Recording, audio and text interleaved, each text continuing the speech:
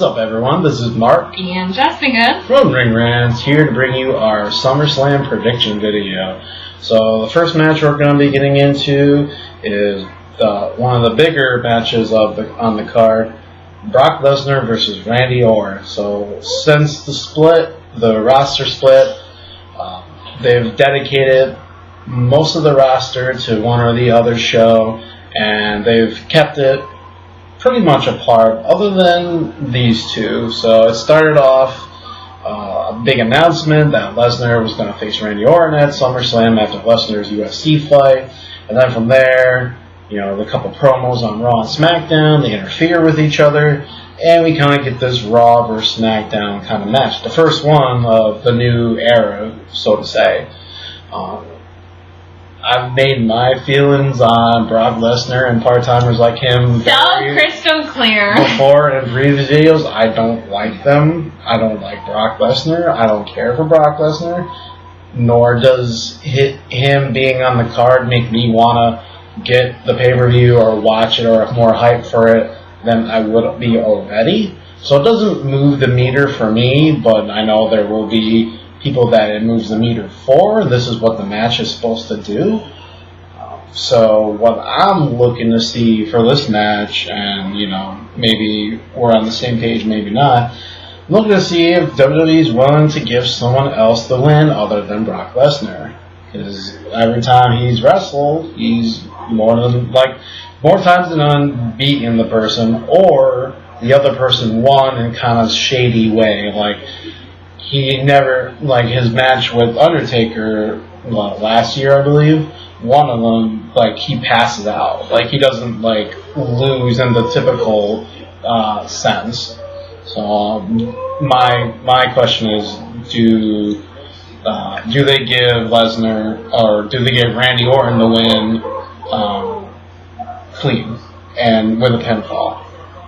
That's what I'm curious about. Or do they just let Lesnar win again? I think I have to throw out the question, how much longer does Lesnar have on his contract? Well, he just re-signed after WrestleMania, so I would imagine that he's probably on a year-to-year basis, or maybe a couple years or so. We don't know. We never really know the details of these contracts until someone leaks it or whatever, and, there's speculation, but, at this point he's been year-to-year, so who knows, but I wish I had an answer because I could look forward to it when he's not there anymore, but he'll just re-sign. So. Right. I'm going to throw this out there as a very big Orton fan. I'm going to hope that it's a clean win. That's my greatest hope for this match, is that it just hasn't had the result that previous pay-per-view level Brock Lesnar matches have had in the past. I expect more, seeing Orton just coming back and Lesnar having to keep up, this whole persona that he broke the streak and he's the biggest, baddest guy on the roster. Right, yeah. If all this is true and they're investing so much from Paul Heyman backing him, I think I really expect more from Lesnar this time around. Yeah, That's all I can hope for. To be fair, his matches with Undertaker were pretty good. So I'm not worried so much about how the match will be, as in from a wrestling standpoint. But I still am not a fan of giving, part-time wrestlers these spots where they should go to full-time wrestlers, the guys and gals that are traveling on the road 365 days a year almost, and busting their humps for the company, while Lesnar gets to come in every 3 or 4 months, gets a big feature match and takes his money and goes. He's a hired henchman at this point. He's just jumping around from promotion to promotion at this point. If you're a wrestler, stay a wrestler. If you're a UFC fighter, stay. Yeah, I get it. I don't like that either. He's got a Brock Lesnar brand that he's, promoting and stuff, so. Okay, but that still doesn't give you the right over other superstars that could have had a shot at Orton. Yeah. There's so many other matches. I agree. So, as far as this match, I think what most likely happens is Orton does win, but there's some kind of shenanigans. There's a lot of talk about Goldberg getting involved. And because Goldberg is on the cover of the new WWE game, and then there's a little promotional video or something where Lesnar called out Goldberg. So it's very possible that we'll get another part-timer, another big guy that comes in every once in a while and acts big and bad and scary. And has one match and then goes away. And, we've seen Goldberg vs. Lesnar before, and it sucked. It was probably boring as hell. The only redeeming quality to it was that Stone Cold was the ref, and he gave both of them a stunner at the end. It was a WrestleMania match. Yeah, I remember that. So I don't know why WWE wants to go back and retry that. If the first time really blew, why would they, why would they think that would turn out any better? But yeah, that's my thoughts on it. I think Orton wins, but shenanigans. I would like to see Orton just get the win, and then if you have Goldberg come out, do something, and wreck Brock Lesnar, and everyone be like, oh my God, someone took out Brock Lesnar. I'd rather see Orton just win straight out to get his momentum back, and he's going to be a major player on SmackDown. So what better way to do that than get a win over Lesnar? Yeah, what do you think? I think I agree, because there's more that. I feel like I've said this in previous matches describing the opponents of Brock Lesnar. I think there's more to gain from Orton winning, but there's always something weird that seems to happen. But I think there's going to be a cool spot where they each do their finisher a couple times. Oh, it'll take maybe one or two, of each finisher. Alright, so who do you think wins overall? Orton, just because I'm a bit biased, and also I just want to see Brock Lesnar fall off the face of the earth. Yeah, same. Alright, so the next match, a little bit better on our radar there. Sasha Banks versus Charlotte for the Women's Championship. Obviously a match we've been waiting on for a long time, or the rematch we've been waiting on. They have history going back into NXT, had some great matches there. Sasha's finally the women's champion, long overdue, well deserved in my opinion. And this is a step in the right direction for women's wrestling. You're focusing on, Sasha, Charlotte, Becky Lynch, and hopefully soon enough Bayley. Crossing our fingers. Yeah. But as far as this match, I don't know if there's too much to say because everything is already out there. We already know what we can expect from Sasha, what we can expect from Charlotte. We've seen them wrestle before. We know their characters. Charlotte's becoming a really great heel. She is so great. Yeah. Her heel heat is unrivaled in recent times for the diva or women's competitor. Yeah. I haven't seen anyone who does it quite like Charlotte does. Yeah, and Sasha is just super over with the crowd, so you have the crowd's attention. For this one, I'm expecting Sasha to win. She just got the title. It wouldn't make any sense to me for her to lose it, a couple of weeks later at SummerSlam. I guess you never really know with WWE, but I would hope that Sasha retains. We get maybe a couple more matches between her and Charlotte, then she moves on to someone else. What do you think? So I'll throw this out there and say I love Charlotte, or Sasha, excuse me, since the moment I first saw her wrestle back in NXT. She was great. And, I'm really rooting for her right now. Mm-hmm. But I feel like the direction that Charlotte's going with this whole Dana Brooke being her protege type thing, I think back to the Rollins kind of progression of his title reign and everything, and I kind of feel like there's gonna be something to do with Dana Brooke during this match. Well, what's interesting is Dana Brooke is barred from ringside, so does that change anything for you, or do you think she sneaks in there with a mask or something? There's gonna be something weird. I have this feeling Dana Brooke feels like some kind of shenanigans? Yeah, just because again, I'm thinking back to the Rollins getting like JJ security involved, and like everything that I know about what they do with heels and pay-per-view matches. I don't think it's gonna end clean. Right. And I also think Dana Brooke is gonna get involved somehow. So I'm like, she's gonna find a way because she feels like she has to prove to Charlotte that she's really behind her and all this and that. It's kind of dumb. I don't like seeing that ever, especially from women. They need to show off what they have and, you know, their own talent and not get backed by something else. Especially when you first come up. Charlotte's still pretty new to the main roster, so. I mean, she's been there for almost a year now, probably a year. It was this time last year that they called her Sasha, all them from NXT, so I could hope for a clean win, and I know it'll be a good match, but I feel like Dana Brooke is going to gets involved somehow, some hidden way. Yeah. Okay.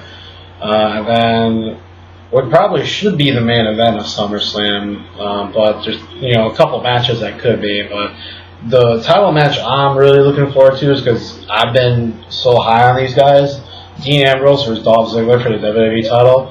Like, for Dolph Ziggler, this is long overdue. When's the last time you remember him having a title shot at a pay-per-view? I mean, last time he fit in that situation or that role was when he was World Heavyweight Champion after WrestleMania in 2013 or 14, one of those. 13. After he cashed in, he had all this momentum. Everyone was so revved up on him. And they squashed on him. Well, what didn't help, obviously, was him being injured. He got concussed, and he had to drop the title, blah, blah, blah.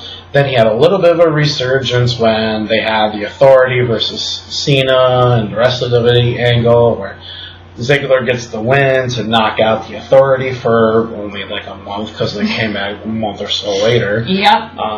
But after that, like hasn't had anything. He had spurts where he'd be in like the Intercontinental title picture, the U.S. title picture, but it wasn't even anything stable, and it always got our hopes just that much higher, and then. Yeah, we'd come back down to reality when we realized that he just never got a fair shot at things. So this is nice to see that he's back, in the title picture.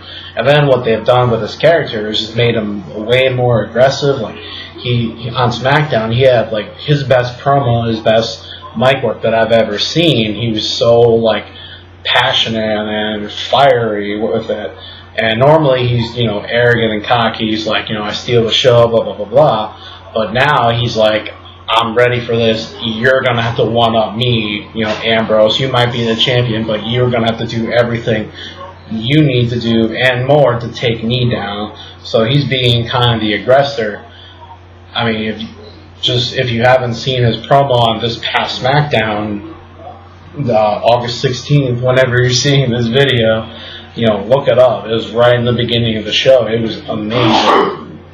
Bless you. So anyway, on that note, Ziggler, I think, I wish I could say he would win. I want to see Ambrose retain. See, this is like a time where I wouldn't mind any one of them being you're champion. So torn on this match. Not that I'm torn, but I guess if I had to pick who I really want to win, Ambrose, because I feel like he's been long overdue, and he's everyone's just been trumped on. Like he's like the true face of the company. He has such a huge following, and he's been such a hard worker for the company. He's what you want in a top, guy for a wrestling company. On the other hand, though, this would be a perfect time to give Ziggler the title. And then maybe make some tweaks to his character a little bit. Like, keep the core of his character, what he is, but, keep with this aggressive side. He's saying, like, he'll do anything to win. Well, what does that entail? What does he do? Does he, do a little bit of heelish moves in there? Or he plays a good heel. Yeah, so. I'll throw that out there. I think if there wasn't Rollins versus Finn Balor in this card, this would be like the best match of the night, I think. I mean, there's also Cena and AJ Styles, but we got some good matches as far as the SummerSlam. Going back to this one though, it's hard to pick. It's hard to call this one because again, the logical thing is Ambrose wins. Like, you know, he just became champion. They're trying to make him, you know, the face of SmackDown or whatever, make him a big important player on there. At the same time, what they're doing with Ziggler, he's one up in Ambrose. He's got fire in his promos and stuff like that. It's amazing. So, anyway, I also want to see Ziggler win. I don't know. It's that underdog spirit in us that wants. I'll come back to it. Who do you want? Who do you think wins? I agree with you with the whole Ziggler thing. I'm all for underdogs, but I think Ambrose is going to retain. You know, I'm gonna say Ziggler wins. I think they want to shock us, and this would be shocking. Like, you know, maybe it shouldn't shock us because Ziggler's that good, but I think it would be like a whoa, Ziggler's now the main title, you know, main champion. Like, unless if they're gonna make this Universal title the main thing that they, you know, push out there. But I think Ziggler probably wins, and although I'd hate to see Ambrose take a step back, I think he's established with the fans at this point. I think he's established like that's the guy you have to best on SmackDown. He needs to ride the momentum train and actually get to the top for once. So, Ziggler deserves it. Yeah. I will love the outcome either way. Right. So unless if they do something where someone else interferes, like Bray Wyatt, stay out of this match. No, please. Chill. Yeah, stay out, please. Alright, so let us know what you guys think about these matches, all the other matches on the card. I think it should be a really good pay-per-view. I'm looking forward to it. It's going to be really long, so have some coffee. Yeah, have your monsters. It's a Mountain Dew, and No. Why not? You just said coffee and Monster. Why not Mountain Dew? Because those are my drinks. Oh, well, I like Mountain Dew. Down with Mountain Dew. No, up with Dew. Oh, and have your KFC, because that's the official sponsor. Oh, yeah, that's right. Extra crispy. No. This pay-per-view will be extra crispy. Those crunches are pretty good. They are so... Right. Please let us know your thoughts about the KFC Colonel. and Mountain Dew. What do you think about Mountain Dew? What's the best Mountain Dew? Anything else that you would love to share with us, Bring please back do. Game Fuel. Okay. Bye, everyone. Notebook.